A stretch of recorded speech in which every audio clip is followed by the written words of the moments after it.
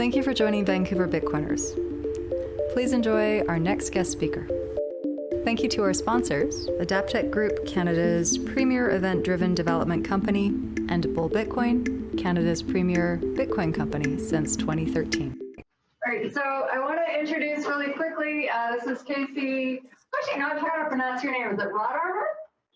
Rodarmor. Mercifully, okay. It is not pronounced Rodarmor. That would have been hard growing up. It sounds like a brand of condoms. It really does, yeah. So Casey's here to talk about Ordinals. Casey, take it away. Awesome. Let's see. I guess I have a little presentation here. Let's see. Desktop 1, desktop 2, maybe like this. Let's see. All right. Yes, I should put this. No, this is wrong. Wrong desktop.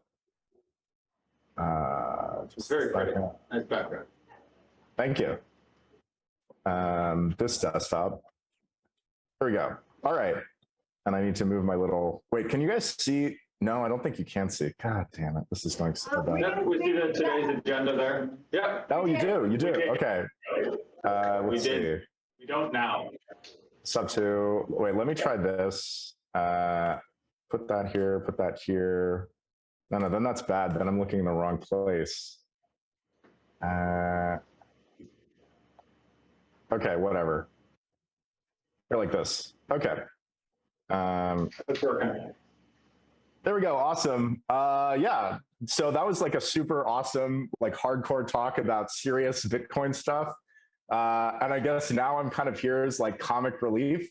So let's get into it. Let's see. So today's agenda, talking about Ordinals. I've been told sometimes that I'll be telling people about Ordinals, and then after about like 10 minutes or so, they will like realize that this is something that I made up. So I just like that it's not like a thing out there, you know? So yeah, so this is just some stuff that I cooked up. So yeah, I got that out of the way first. Let's see, who am I? Oh yeah, and feel free to interrupt and ask questions. There's some like complicated stuff in here. And if you don't understand it, somebody else probably doesn't either because it's pretty incomprehensible. So please feel free to, you know, just yell and like interrupt and ask whatever's confusing you. Let's see, yeah, I'm just this guy. I like Bitcoin, I like Rust, I like generative art. The last big project I did was called Agora, and it is a server for selling files and accepting payments with the Lightning Network.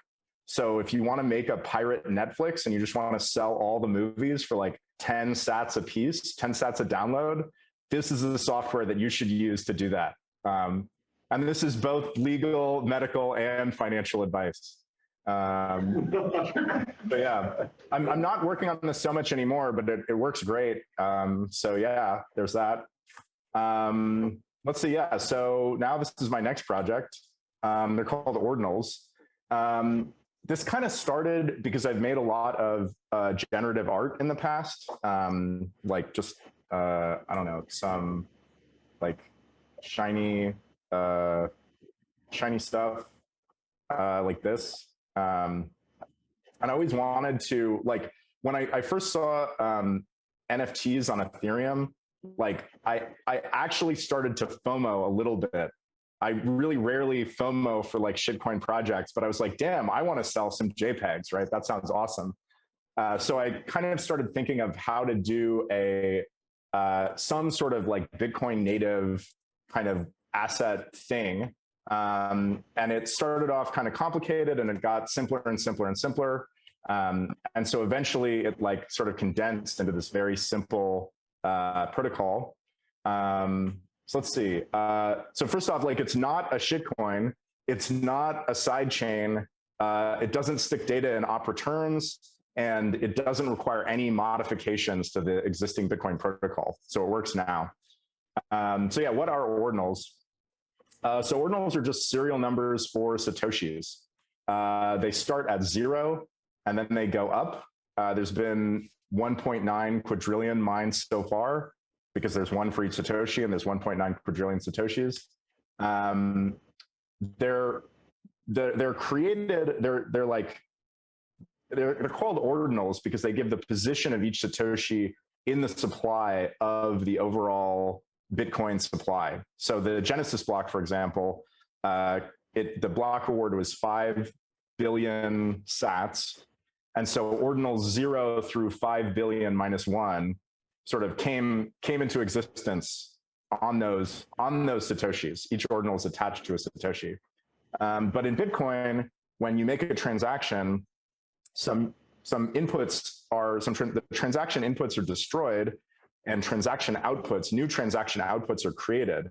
So there needs to be some sort of way that describes how these ordinal numbers hop from the inputs of a transaction to the outputs of a transaction. So it's a really simple first in, first out algorithm. So these are 3 inputs, a transaction with 3 inputs and 2 outputs. And so there's an input worth 2, an input worth 1, and an input worth 3, and then an output worth 2 and an output worth 4 and 2. So ordinals are like giant numbers, but instead I'm just representing them with single letters, A, B, C, D, E, F. So the way that the ordinals on the sats and the inputs get assigned to the sats in the output is it's just a first in, first out algorithm. So you just go through the inputs in order, and then each ordinal and each input, you assign it to the first free sat in the outputs. Any questions so far?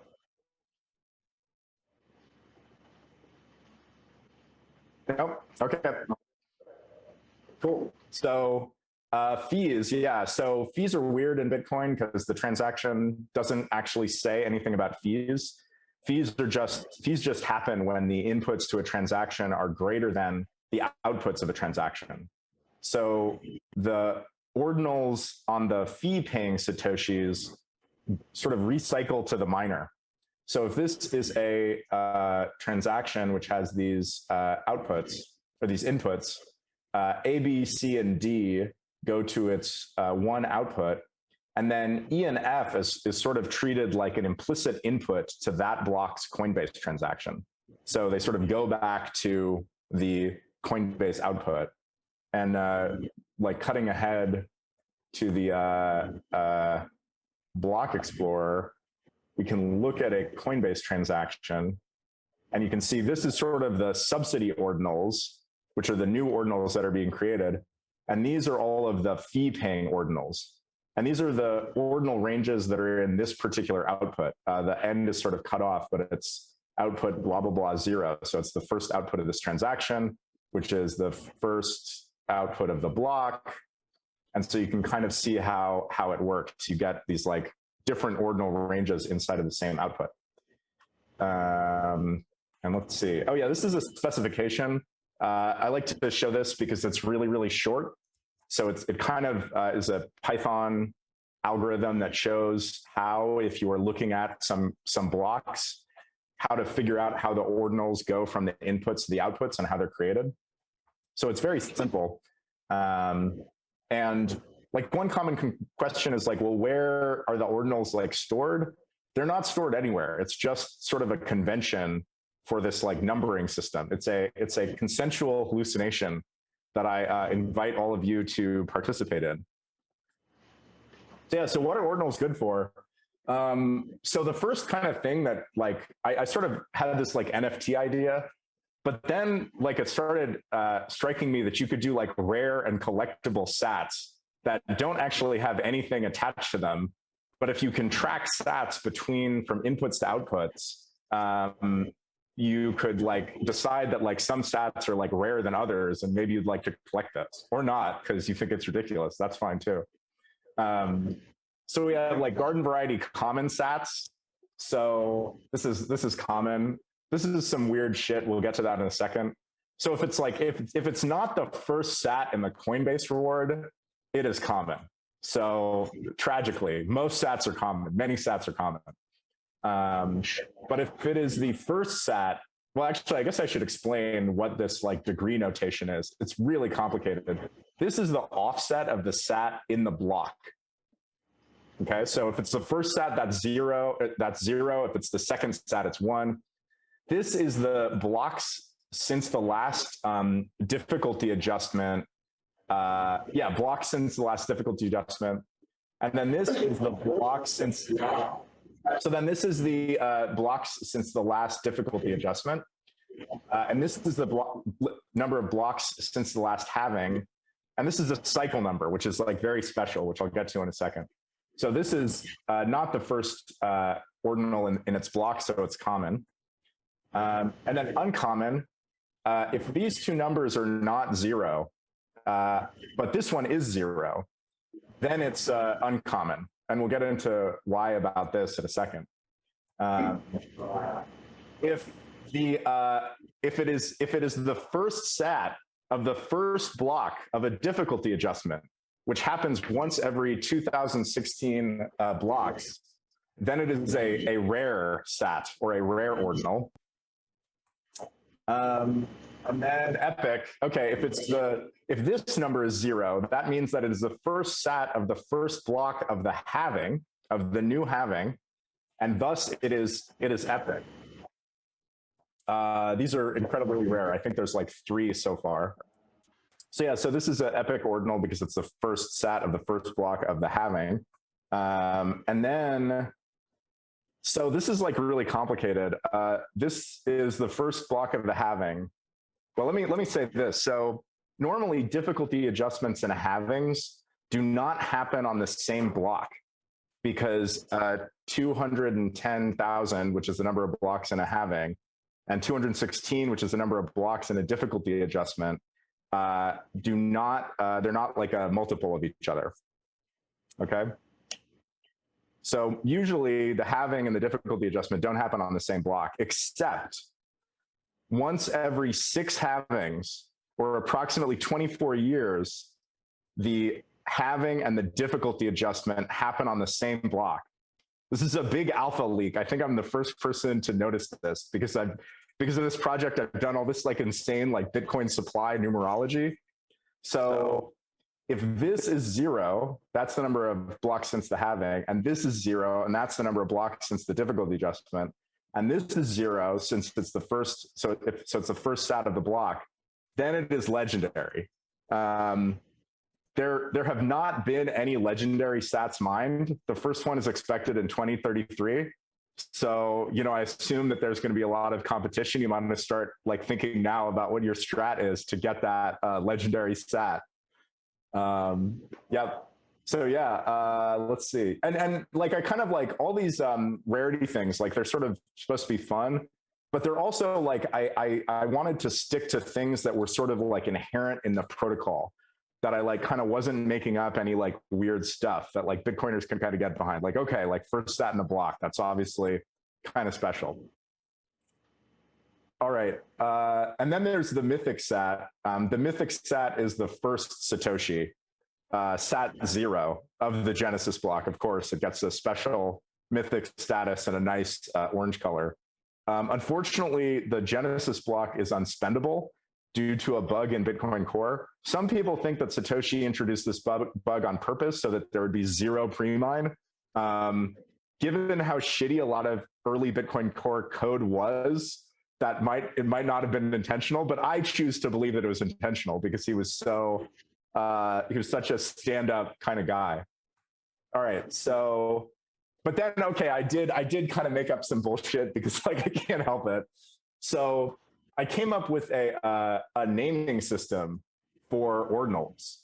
So it maps the numbers, or sorry, the letters A through Z to an ordinal. So each ordinal has a series of letters, sort of like handles or like usernames or whatever, or the future of some like really fucked up Bitcoin-based DNS system.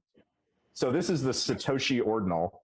And like, I don't know, my usual username is Rodarmor. So there's Rodarmor. They actually get they get shorter as time goes on. Because sort of the obvious thing to do would be to And by the way, if you're playing with this like site, you can type in any of the representations after ordinal. You can type in the number, the decimal, which is like block.offset, or the degree, and you'll get to the same same thing. So, but sort of the obvious thing is to make the names start really short and then get longer, like the rare names are from the beginning. But because the Genesis block contains 5 billion ordinals, if you do that, then like all of the good names are trapped in the Genesis block and they can never move. So I made it the reverse. So the names start with NVT, DIG, UW, XLP, which is in the Genesis block, but like who cares about that one? And then all the good ones are at the very end. So the last one, the last sat ever to be mined, its name is A. This is it. This is the last sat.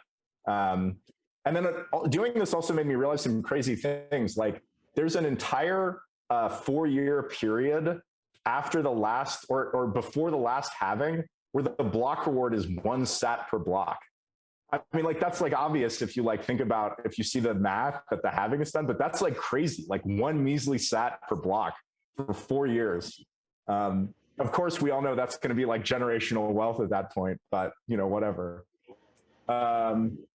So yeah, so any sat, I have these sort of like rare sats, and then like any sat that you sort of can come up with a reason for its like rarity status, I term exotic.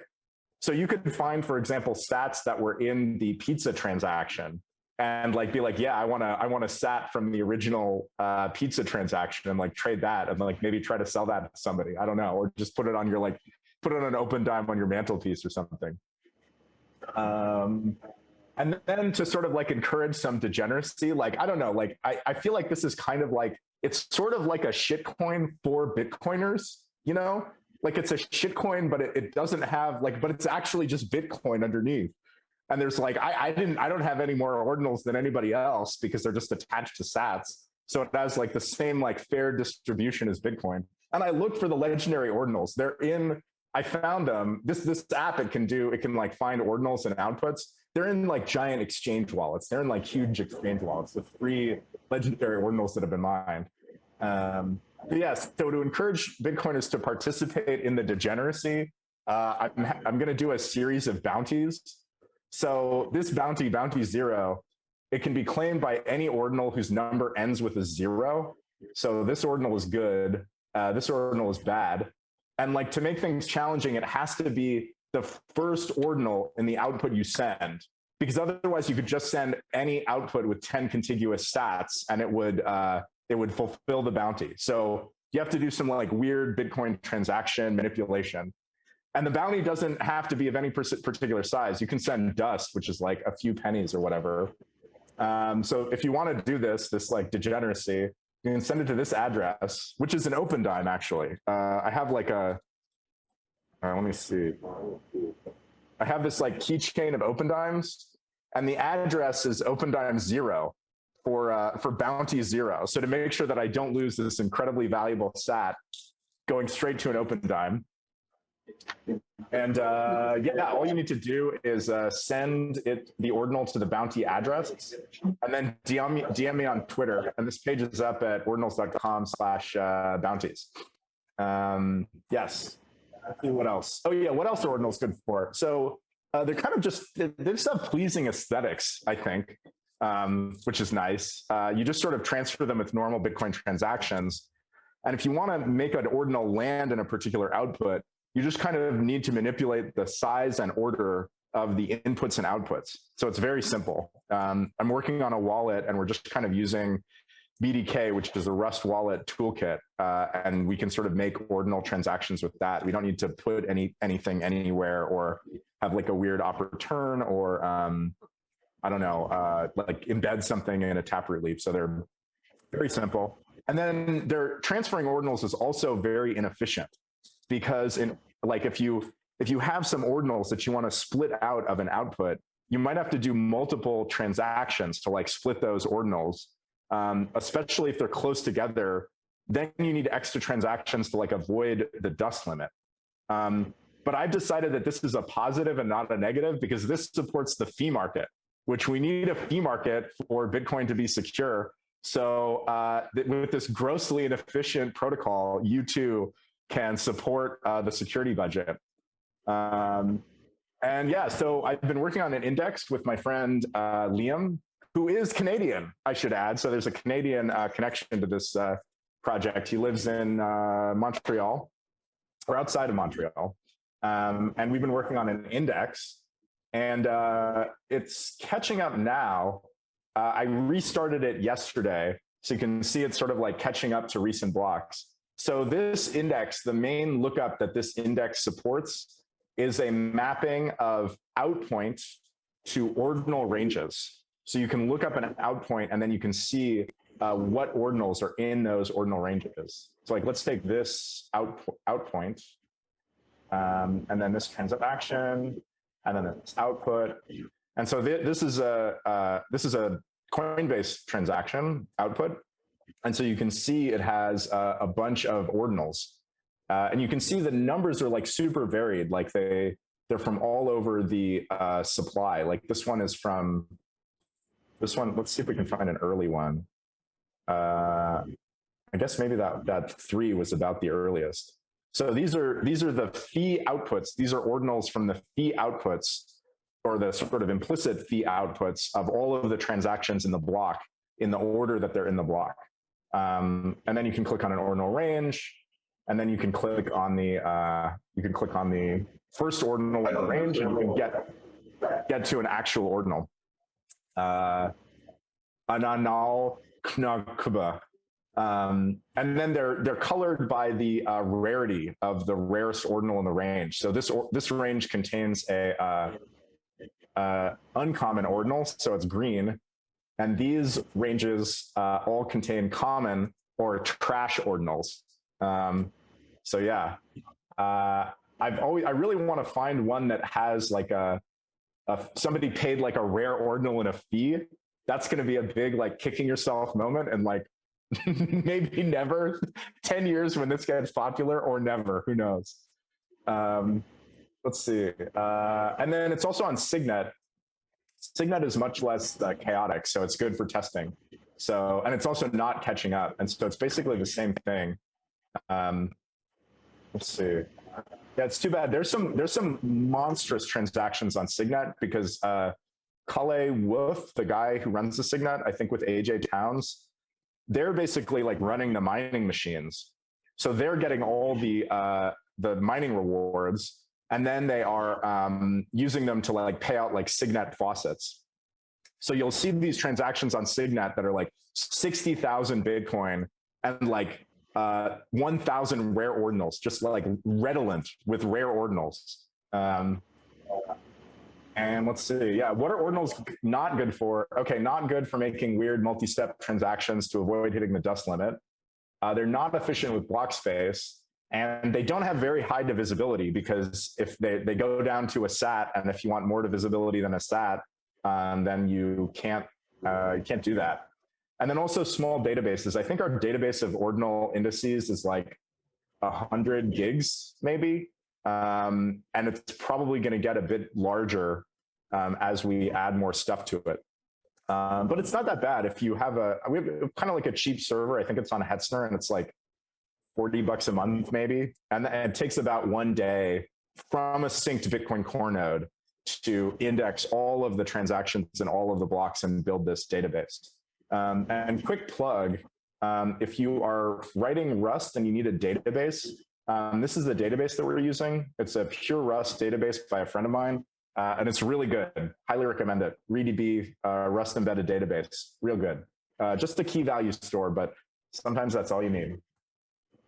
Oh yeah, and then if you want to do NFTs, you can just assign them to an ordinal. And then the owner of that ordinal, i.e. the person who owns the output that the ordinal is in, then owns the NFT. So you just take an ordinal, you take a hash of the content, you sign it, and then you append the pub key, the signature, and the content, and then you get some binary blob, and like that's your NFT. And it kind of doesn't need to go anywhere. You just, whoever has it like knows the secret meaning of that NFT. And if you the idea is that the person who holds the pub key, that's like a well-known key. So if you don't, like an artist or something, so if you don't know that key, then nobody else can forge those NFTs. So yeah, no on-chain transaction to mint, store the NFT, whatever. And then anyone has access to the NFT will know the secret hidden meaning of the ordinal. Or if you decide to publish it somewhere, the public non-hidden meaning of the ordinal. Let's see, probably some like weird upgrades to NFTs. Like somebody said that like being able to sign an NFT to any ordinal is like sort of like digital graffiti. So maybe I'll have some sort of version where it's like signed by the public key that held the ordinal that gets like a special status because it's like issued by the ordinal owner. You can also timestamp them. NFT collectors love timestamping. Just like put in an open timestamps or something, and then you can prove the provenance of it. So maybe this is something that I like don't really want to do because it's sticking up. Would be putting stuff on the chain, but you might want to like have some sort of way that you could scan the blockchain for issued NFTs. So maybe you would actually want to stick them in the blockchain eventually somehow. I think the ideal way to do it would actually be to commit to it in a Taproot leaf and then reveal it on spend. So it's not even in an output. It's just in a input script. It's just in a script sig that you sort of like reveal when you spend it. And there we go. That is the end of my talk. Thank you very much for bearing with me. Does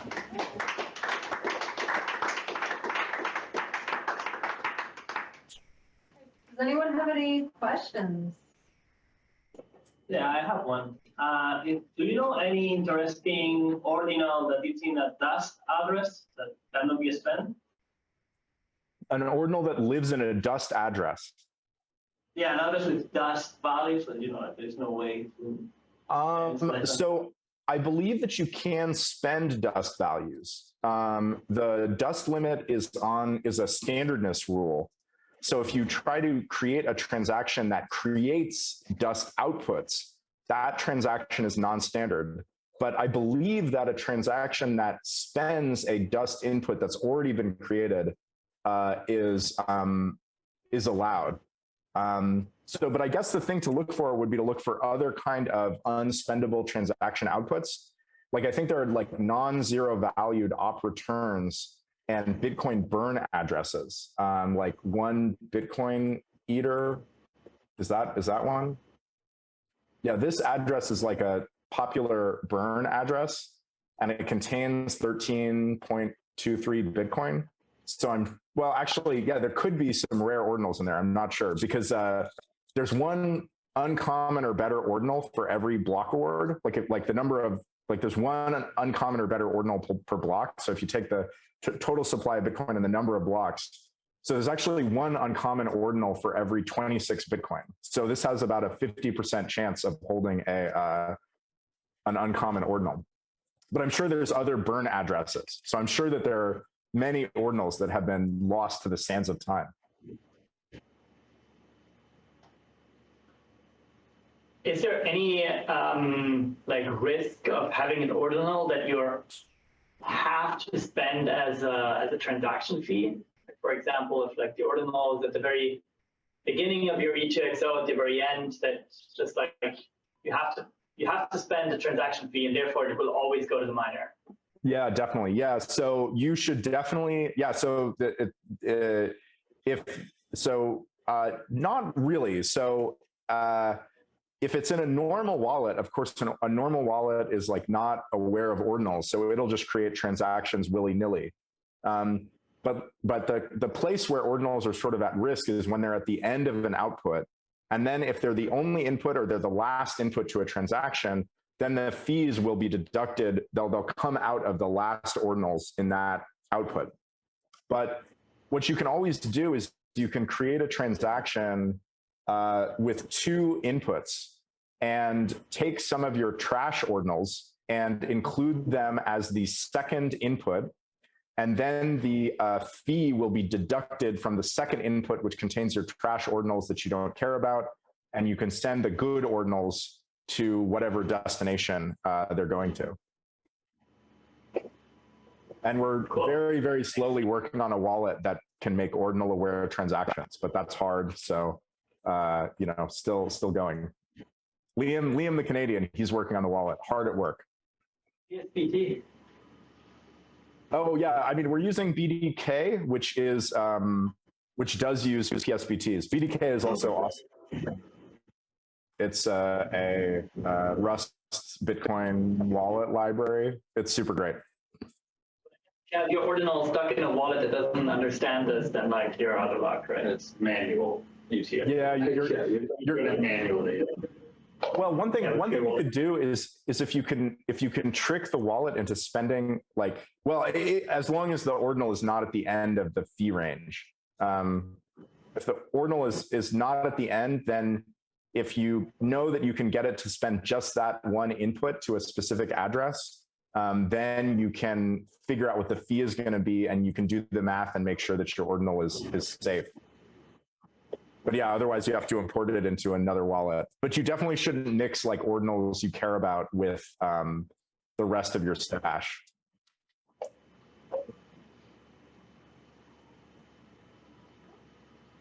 Any other questions?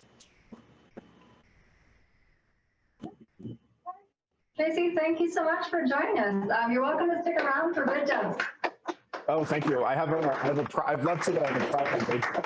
Thank you so much, everybody. And like ordinals.com, you can explore the blocks.